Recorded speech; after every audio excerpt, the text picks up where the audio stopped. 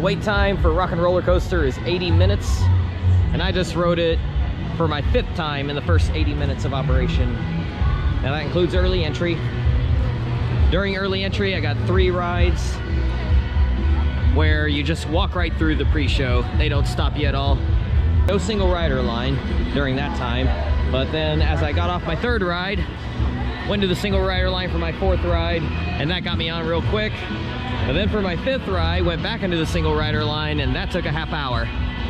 So, pro tip there, the single rider line on Rock and Roller Coaster doesn't work normally. Only if you do it at the very beginning of the day, because the single rider line very quickly gets flooded, and it'll probably take you just as long, maybe even longer than the regular line, because they always overestimate these wait times, and it's down to 60 minutes now. So that's probably actually 30 to 40. And the single rider line's probably going to take about an hour. Tower of Terror has been closed all morning. Rise of the Resistance has been closed all morning. Mickey and Minnie's Runaway Railway just recently opened up, and it immediately was posting a 75-minute wait. Toy Story Mania is posting a 2-hour wait. Holy cow. Mickey and Minnie's Runaway Railway up to an hour and a half. Yeah, I might be park hopping early today. When it was posting 45 minutes, I walked right into the pre-show. And the single rider line was really backed up. So single rider lines were probably 45 minutes. For me, it was 10. And most of that was the pre-show.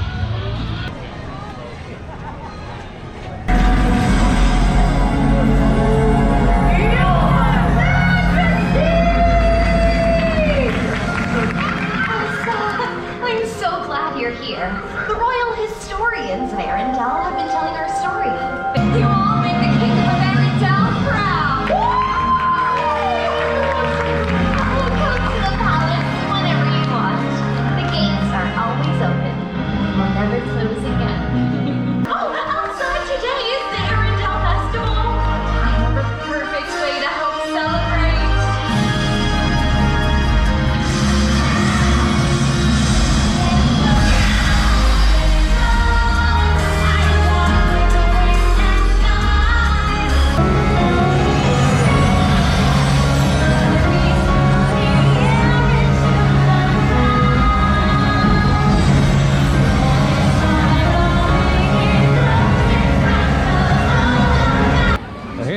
Hyperion Theater. You got the first time in forever Frozen sing-along celebration. Don't be fooled by that. That is not just about singing along with the songs as it plays on the screen. There is that going on in there, but there's live actors on stage, and it's really cool. And you know what? I don't care what anyone says. This is the #1 thing to do in all of Walt Disney World, as far as I'm concerned. Now, granted, Frozen is something that I have actually watched and that I actually enjoy, unlike something like Star Wars, which I haven't watched, or whatever I have watched, I didn't really care for. So the Star Wars stuff doesn't really do anything for me in that regard. But Rise of the Resistance is still a cool ride, but I would take this over it. So I was thinking all along that the Frozen boat ride over at Epcot would be the best thing as far as Frozen goes, but no, I'll take this over that Frozen boat ride for sure. I love having the live actors on stage. There's a lot of comedy along the way too. You might be fooled by it. You see a whole lot of show times throughout the day, and you think that, oh, it's probably nothing. It's probably something you just walk into and they're playing songs and you sing along. No, there's more to it than that. And it's air conditioned. Connect the board. Oh, thank the maker. I didn't know the Skyliner went right over the park. So I took the Skyliner from Hollywood Studios to Epcot, scanned through the gates right at 2 o'clock, and then got in the Guardians of the Galaxy virtual queue. There were still spots available. That 1 o'clock drop, a lot of the people that were in the park at opening were in on the early drop. They cannot do the later drop if they get in on the early one. I like this setup. You got some food options, plus you got 2 rides. Soarin', It advertised 20 minutes. It took 30. Quite often, you get on quicker than what they say. Like Remy's Ratatouille said it was 40 minutes. I was on in 15. Soarin' took a little longer, but that's okay. I'll still take 30 minutes on it. That's one of my favorite rides in all of Disney World. Living with the Land, it was pretty cool for a while, and then it just keeps going and going and going. Just like It's a Small World. It's like, all right, enough already. It takes about 20 minutes. At least that's what it seems. My virtual queue spot got called about 40 minutes before the original estimate. It was saying 6:05 whenever I booked it. Ended up getting called at about 5:25 or 5:28, something like that. Now, if I had seen even 1 second of any of these movies, I might understand some of this stuff. Boy, oh boy, they are prepared for a very long queue, if it ever goes to a regular queue. It's kind of sounded like it's probably never going to. So it took about 30 minutes from the time I scanned in till the time I got off the ride. With the pre-shows and a little bit of a line, that's not bad. I know, hold on. Because the pre-shows take a long time. So this time we were having a high energy dance party while we're chasing the bad guy. That is odd, but maybe if I've seen the movies, I would understand it. It just feels really weird for somebody who is not familiar at all with the movies. But hey, the ride's good. I just don't understand the music. It's like we're chasing a bad guy. That's supposed to be intense. Why are we having a dance party? But that's the only thing that I found strange about it. And also it is forceless. There's no airtime, laterals, or anything like that, but the visuals are really good.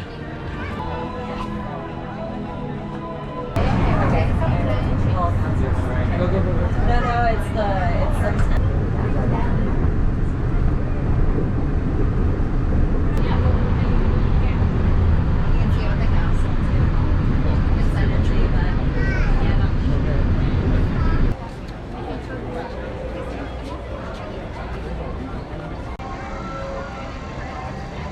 Yes, I'm doing all 3 parks in one day.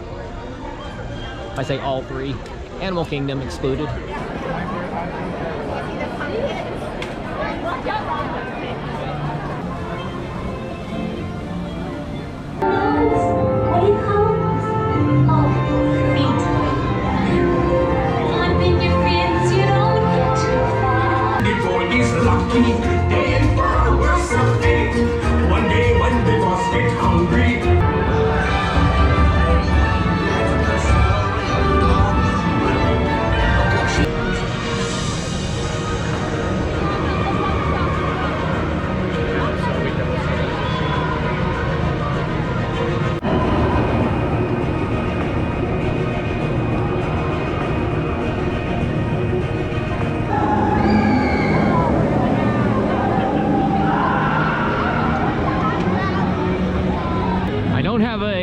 Lightning lane or virtual queue to ride this at night.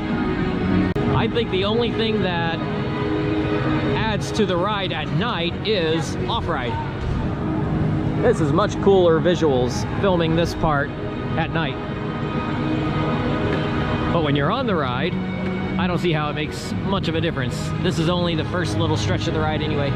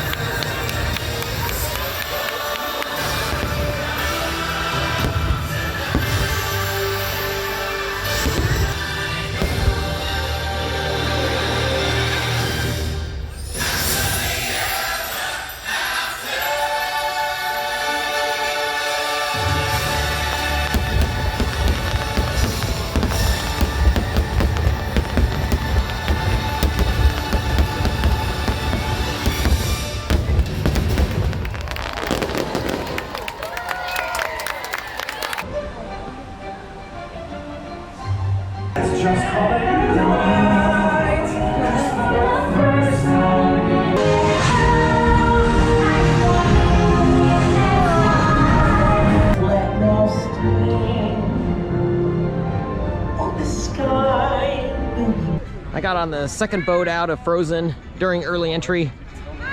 And while I was getting off the ride, my group got called for Cosmic Rewind. I'm in group 12, and at 8:40 a.m. they were calling my group. So if you do not have early entry and you get in on one of the early groups of the virtual queue, be ready. Be at the park ready to go, because you have 1 hour after your group is called to get in line. And if they start the ride at 8:30 and you're in that first cluster, you have a half hour after official park opening to get there. It's so weird seeing this plaza without people sitting all the way around. But we are still during the early entry time frame, but they have called groups 1 through 23. So walking straight into the pre-show, the entire experience takes 17 minutes from scanning in to walking off the ride. Now that regular entry has started and all the people in the first 25 groups have been called, whoever didn't do it during early entry, which there was a lot, are all going to be flooding it right now. And yes, there were not very many people at all going in during early entry. They were only using one side when we got in there, and the train behind us was only going to have 2 people on it. But that will change now. They'll be filling every train on both sides. You know what? I don't understand the criticisms for this ride. I thought it was pretty good. In fact, I'm going to do it again.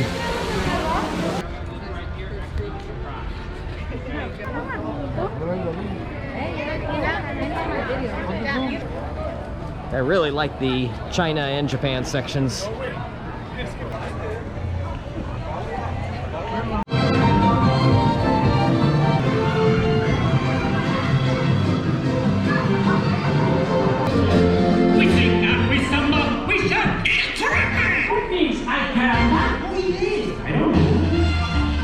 I'm starting to develop a taste for Beverly. Really like the Madagascar and the Dominican Republic. Korea is decent. Philippines, well, if you like watermelon, it's probably all right. I don't like watermelon. The raspberry one, that was really good. The Sprite with cucumber is passable, and that is a crime against humanity. That is the most disgusting thing ever. But it's been around for 1,000 years. So if I did not get my request for the Mighty Ducks building, I would have been here. With the Mighty Ducks, with the 2 buildings, we got a pool in between ours. And we are really close to the music bus pickup. And if it wasn't for the location benefits of the Mighty Ducks building, this is what I would have wanted, the baseball building. I love the baseball shaped pool. You got the outfield here, got the baseball scoreboard. Although, for sports fans, hey, Mighty Ducks, it's hockey. They do have some hockey buildings, but there's no pool there. And then this is pretty cool. I don't care at all for football, but it's a neat setup, I like it. And got my Sooners right up there between the 20 and the 10 at the top. Right next to the 20, got the Sooners. And there's the Oklahoma State Cowboys, hidden away around the corner from the OU Sooners. Yeah, hidden away, that's where they belong. Now, I did find my Atlanta Braves. Unfortunately, they were hiding them away too. Atlanta Braves should be right out here in the center. I would want the room that's up there right below the Braves pennant.